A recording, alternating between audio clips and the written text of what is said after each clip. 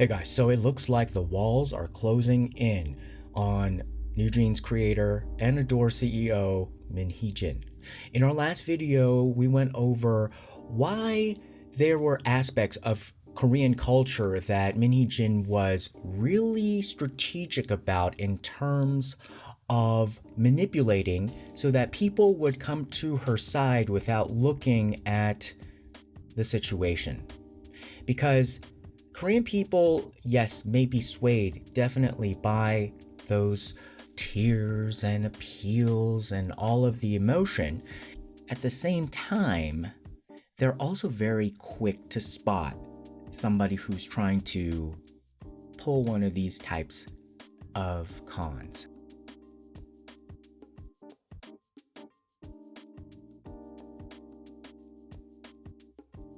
The four walls are closing in on her. We recently got another announcement about the fight that she had with Hybe back in February. It wasn't just about asking for more money, where she already had $75 million or so secured in her bag, but she wanted it to be increased up to like $200 million. It wasn't just that. And it's not as if Hybe was not really releasing this information. It's like a lot of people weren't paying attention to the facts because of all of her crying. So the second thing that got re-emphasized, and perhaps maybe Hybe should have been a lot more clear about the situation, is that she really asked for the right to cancel New Jeans' exclusive contract with Hybe all on her own, without any approval from the board of directors. She really just wanted to say like, okay, well, if I just want to cut off New Jeans and send them away, I want the power to do that. Not because she doesn't like New Jeans, it's the opposite. Because she, under this plan, would just cut off New Jeans, let them go to Bali or something and wait it out for a few months, and then implement the rest of her plan to basically escape Hybe and then re-sign them to her own independent label. A lot of times when we're seeing some of these comments from netizens, I don't know if they're bots or something, about, criticizing international fans for not understanding the Korean situation. Well, honey, the whole situation came about because Korean people had a problem with Min Hee-jin. Korean people first pointed out that there was something strange going on. And Korean lawyers, legal experts, business experts, people in the Korean music industry who are Korean are also saying like, this is sus. People in the Korean media are beginning to shift. And they're beginning to say like, geez, this situation just keeps changing. There's always new accusations, new things like coming in. But when you really look at some of the crazy things that we're trying to just comprehend and make sure that, we're on top of, a lot of it are just like kind of salacious comments from ADOR.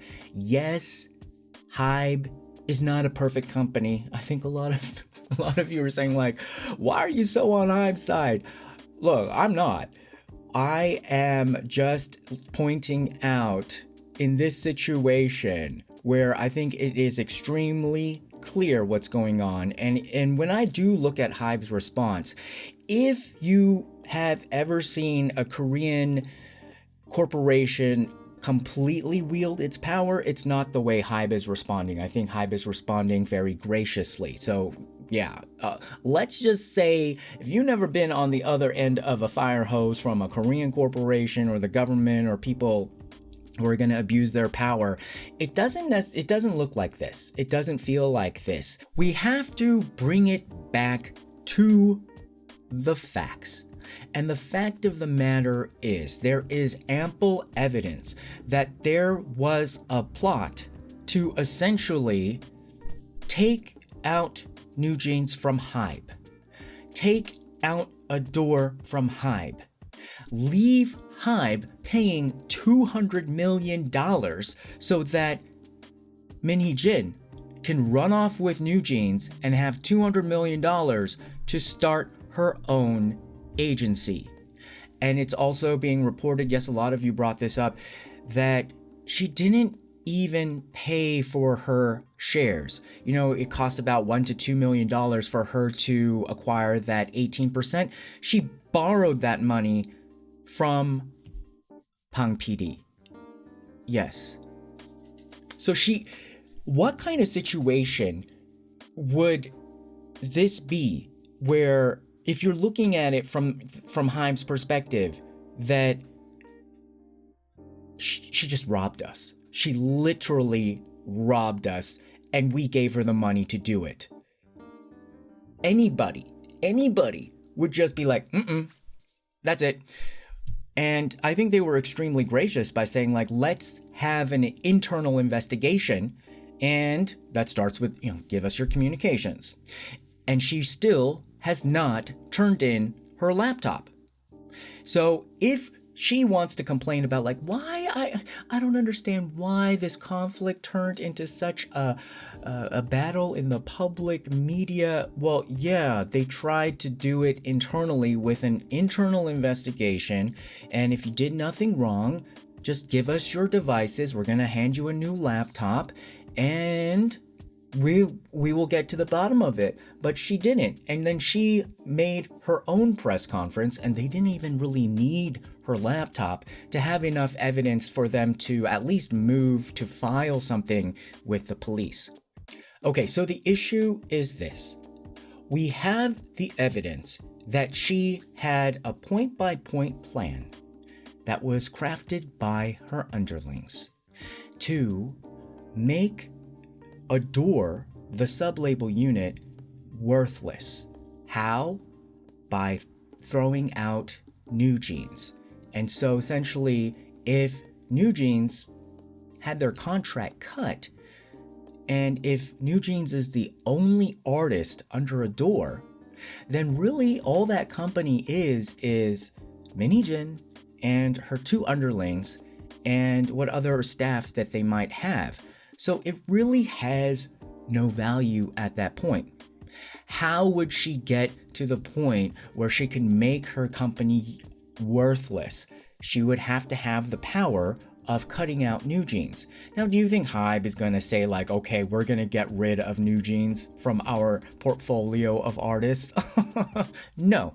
And she requested, probably more than requested, demanded, honey, okay, like, with all these other ways that she demand, okay, in February. And Hybe said no. What did she demand? She demanded essentially, like, look, I want to have the power to fire any artists whenever they, whenever I want to. And standard practice in the music industry, especially in Korea, is that you never, ever, ever cancel that contract. Even, let's say, even if you don't like the artist anymore and you really don't want to do anything for them, you don't cancel their contract. You keep their contract. So that was the situation where it sucked for the artists in the past that we saw a lot, with like SM and YG, is that like they would trap these artists in like 7 or 10 year contracts, but then maybe by year 5 they're just like, we don't like you, we don't want to invest in you, and then they would still have to wait out the rest of the 5-year contract. That is essentially standard practice. For better or worse, of course, it's been revised. I think the contract length has been shortened, and a lot of artists are able to fight on their own to be released from unfair contracts. But this is hardly anything but. And it doesn't make sense to give a sub-label unit the complete power to fire your assets or get rid of your assets. Sorry to call New Jeans assets, but they are assets to Hybe. And something like that has to have a company-wide board of directors type of conversation. Why? Because the board of directors is representing the shareholders. Let's say you're an investor in Hybe. Do you want your investment to be hit and the company to suffer losses because there's some rogue sub-label unit CEO getting rid of artists? the Hybe infrastructure, the whole business, the factory, is its artists. So they knew and they saw that she was literally carving her path and the power and the ability to get rid of NewJeans. And so this kind of information that has been reiterated, because I don't think Hybe is like really not said it. It's just like we haven't been paying attention really to their side, because she's just out there crying and she's like, doing all these things saying like, oh my God, my jeans have been taken from me. And if we really look at the evidence, it is extremely damning. That's why she's trying to distract us. Gaslighting, I think, also has an element of gasoline. She's just throwing gasoline and the fire is huge, right? But it doesn't last. It can create a lot of damage, but it doesn't last. So that's why she has to keep throwing gasoline onto this flame, because there's really no substance. It really comes down to this. That one Kakao Talk screenshot says so much, which is also supported with plenty of documentation on the laptops of her underlings, with reports and plans and outlines in order to implement this betrayal. It's not just a betrayal, okay? It's essentially, you're gonna act a tenth that way, you're gonna get fired from any job, any job. And so that message, she is calling, oh, that's just a private conversation. No kidding, it's a private conversation. If you're gonna backstab somebody, if you're planning a plot like that, of course you're having private conversation. So you see what she already did. And then why did she do that though? Because then she tried to make us move to a different location by saying, private conversations shouldn't be exposed like this. How did you get my private conversation? This is an invasion of privacy. So then she's trying to shift the argument to invasion of privacy, when before it's like, honey, you're literally trying to steal. No, I'm not trying to steal. You're invading my privacy. You're invading my privacy to plan this stealing. Then she's also trying to say like, no, this issue, Hybe is not mad at me over this issue. She's actually trying to minimize this whole thing. Hybe keeps saying, you are literally like a murderer in our apartment. We need to get you out of here because you're dangerous. We got the evidence. You are planning a plot. You have the weapons, and then you have the plan to get more weapons. And this is why we're mad at you. She's like, that's not why they're mad at me. They're mad at me because I accused them of copying NewJeans for Eyelet, and they hindered my debut of NewJeans. Now, we have heard her side. We have been very patient with her saying over and over again her side. But Hybe has continually said, that is not why we are mad at you. That is not why we think you are a threat to the company. The threat to bring to the company is that you're going to take $200 million and NewJeans away from us. If it's not illegally, it's really shadily and definitely immorally, and just from like, let's just take it out from the legal or kind of, criminal proceedings, because it's kind of hard to nab somebody on a law that doesn't exist, because, kind of like, there's no like probably law in the books right now for stealing a K-pop group. If you see that happening in your business, it is your responsibility to stop that from happening. So all of this plotting and planning, she keeps saying, was just a joke.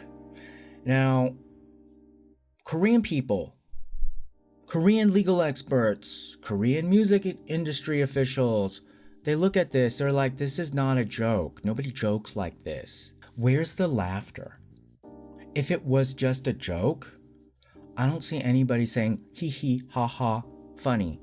So nobody's laughing at this. People are alarmed by this. So that's how she wanted to bake her cookie. She wanted to be able to have the power to cancel New Jeans' contract. Again, not because she doesn't like New Jeans, is that immediately she can get New Jeans to leave Hybe with no drama if she is the one that has the complete authority to cancel their contract.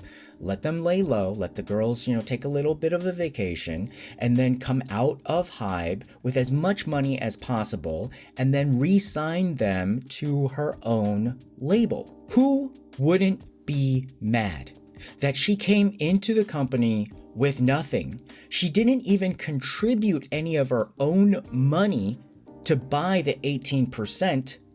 And then walk out with $200 million, destroy shareholder value, create a bunch of drama.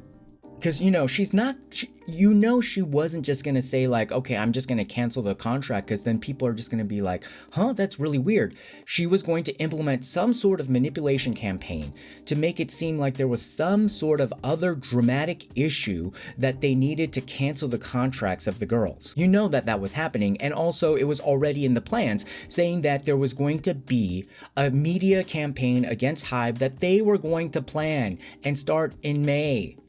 And this is the ultimate backstabbing move and being greedy.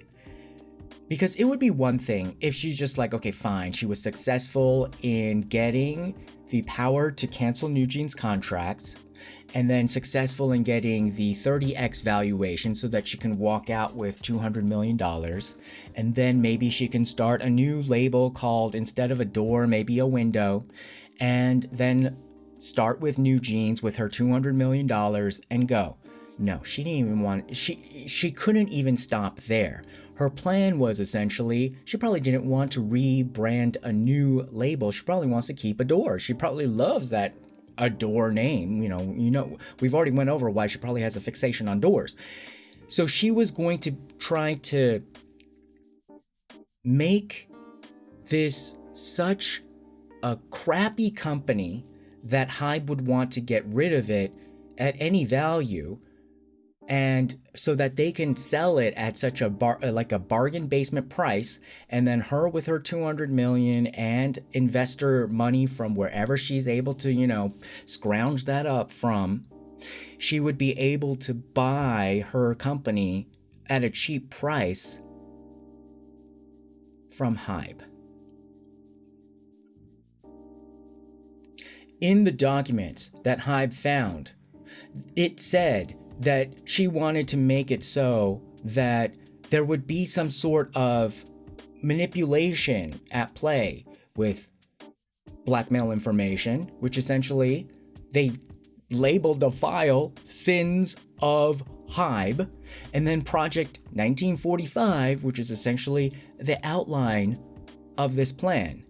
So not only would Hybe suffer a loss, they would suffer reputational damage, material damage. She's literally like corporate napalm. So that's what it meant when she said, make ADOR an empty shell. And what the Korean public didn't really see in terms of that plot, and like how that's possible to make an empty shell, is that they didn't realize that she was fighting in February for the power that nobody has. No other sublabel CEO or any kind of executive has, to unilaterally, just one person, be able to cut a music group or musician or their talent from the company roster. And when Korean people see that, then they see the messages, they start to think like, maybe those tears aren't real. And when enough people start moving and inching to the other direction, nobody wants to be the last person still believing Min Hee-jin and looking like a fool, so they will race to the other side. A lot of people are saying like, oh, do you work for Hybe, or are you like somehow like paid by Hybe? No. I mean, it would be nice, but no. And I really don't have that big connection to Hybe or Chairman Bang at all. The closest I think that I could kind of see is that I have an acquaintance who took a picture with him. And the reason why, at this point, we have to focus on the actions of Min Hee-jin is that she is giving us the bulk of information for us to then scrutinize and analyze.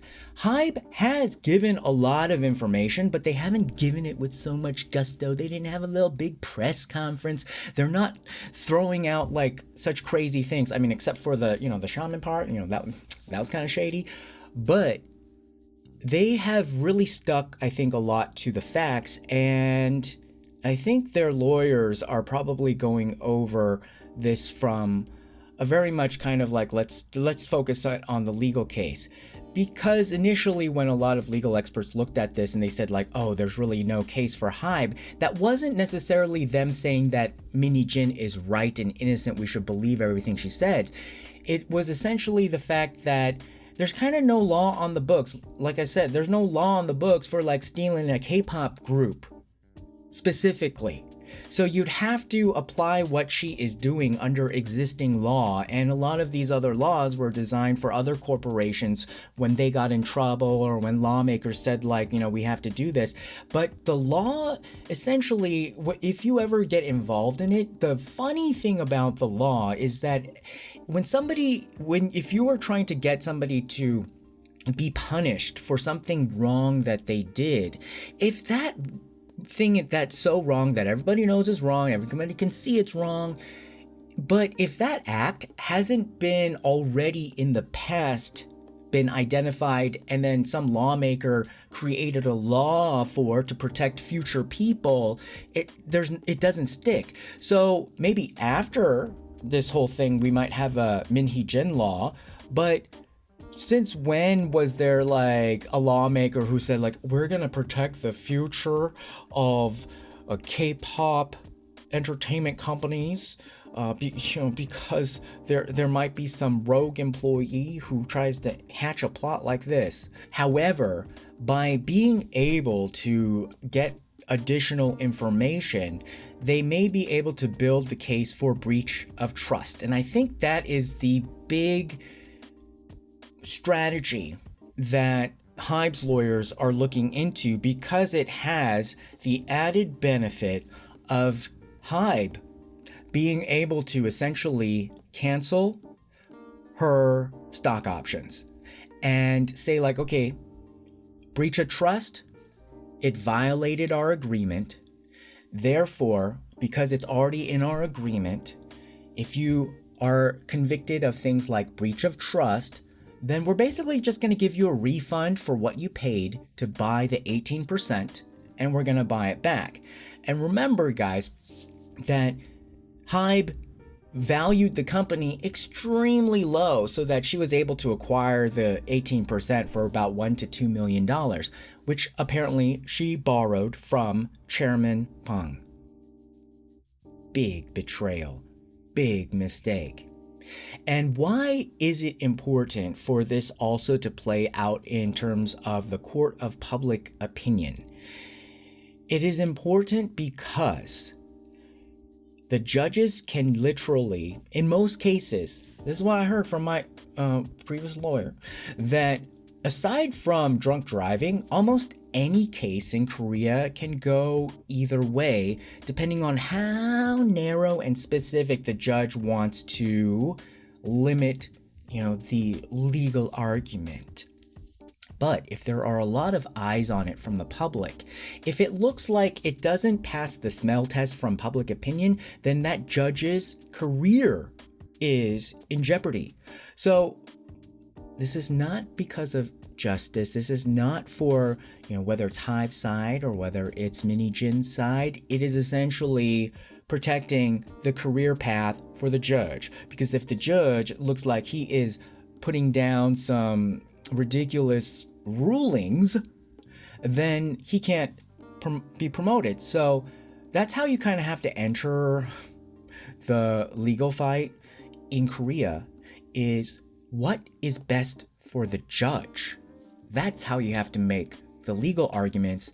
And if it gets to a point where there's also a media war, you have to win the media war because the judge cannot go against such scrutiny.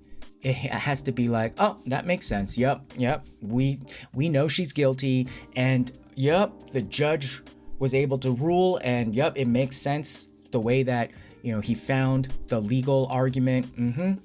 Justification. Yep, she needs to be punished. Or yep, Hybe needs to be punished. So that's why a lot of this is coming out into, once it enters the public arena, you got to take it all the way. And I don't think Hybe has really even gotten started at all, because I think they're waiting for the gasoline to burn off from her side, because this whole thing is going to take a while anyway.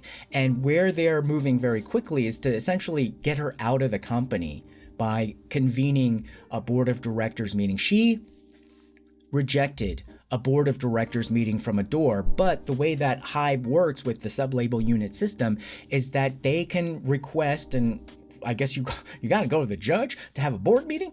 So they got approval from the court to convene an emergency board meeting, and in that emergency board meeting, they're gonna fire her. So she's gonna be on her way out. And so where I think Min Hee-jin is just a little bit delulu is that she doesn't realize that this whole sublabel unit system, this whole shares in her own company, essentially is more of like a profit sharing agreement rather than like she owns part of an independent label.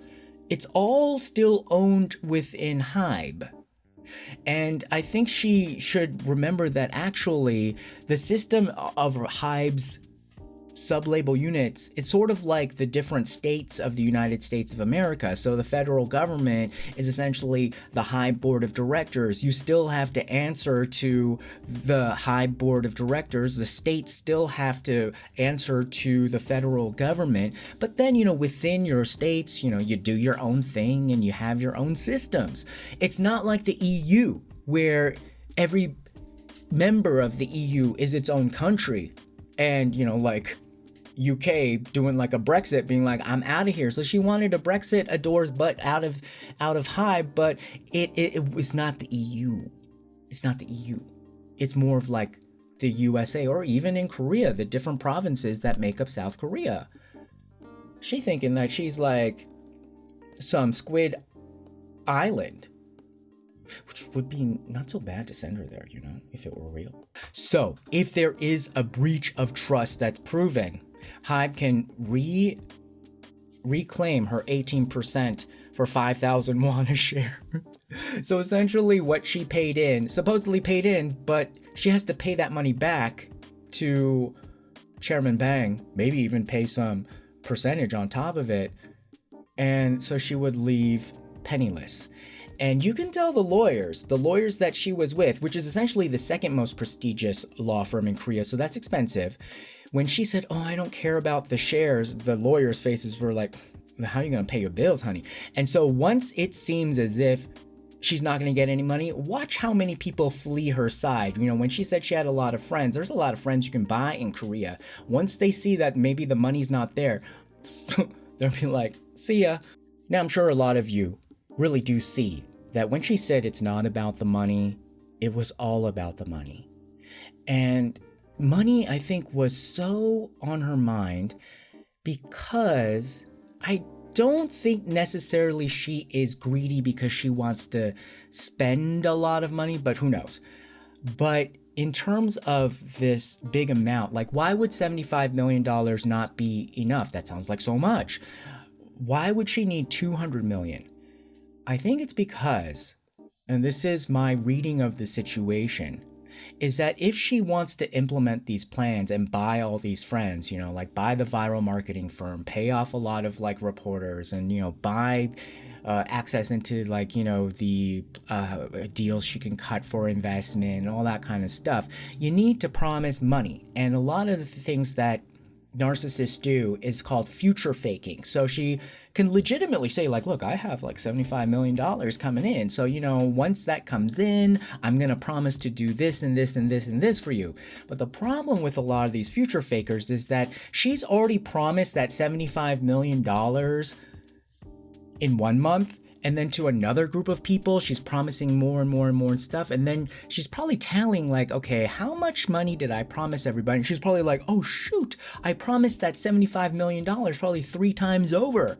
And so that's probably why she wanted to triple her valuation so that she can move that money up to 200 million and beyond, because she probably has a lot of people to pay off. And she realized, oh gosh, after this whole thing, I won't have anything left because I've promised this money 3 times over. So it doesn't look good for the Korean people still believing Min Hee-jin's hysterical claims and constantly shifting arguments and positions. It doesn't add up. And even from a Korean perspective, or especially, I would say especially from a Korean perspective, which she knew, that people are very fast to catch on to a con like this. We've seen it a lot. So that's why she had to be even bigger with her presentation and try, in terms of the pathos and passion argument that one of you brought up, bigger to override people's logic, and also looking at the reputation, the past, and the kind of the facts of the situation, because it reads so clearly like a betrayal, takeover attempt, stealing attempt. It'll only be a matter of time, I think, when people start running for the exits. They want out of that press conference that's living rent-free in their mind. They want to leave that room and then come to reality. And then, yes, you can debate the other intricacies of Hybe, and if you have problems with Hybe and the corporation, yes, definitely. But right now, we have a fire burning in the corner, and we need to put it out. All right, guys, what do you think? Comment below, like, share, and subscribe. See you again next time. Bye-bye.